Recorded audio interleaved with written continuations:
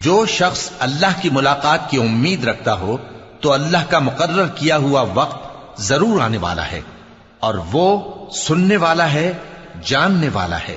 اور جو شخص محنت کرتا ہے تو اپنے ہی فائدے کے لیے محنت کرتا ہے، بے شک اللہ تو سارے جہان سے بے نیاز ہے۔ اور جو لوگ ایمان لائے اور نیک عمل کرتے رہے، ہم ان کے گناہوں کو ان سے دور کر دیں گے اور ان کو ان کے اعمال کا بہت اچھا بدلہ دیں گے۔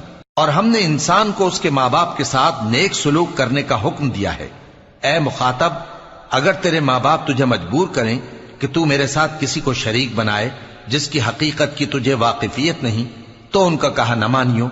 تم سب کو میری طرف لوٹ کر آنا ہے، پھر جو کچھ تم کرتے تھے میں تم کو جتا دوں گا۔ اور جو لوگ ایمان لائے اور نیک عمل کرتے رہے، ان کو ہم نیک لوگوں میں داخل کریں گے۔ اور بعض لوگ ایسے ہیں جو کہتے ہیں کہ ہم اللہ پر ایمان لائے، پھر جب ان کو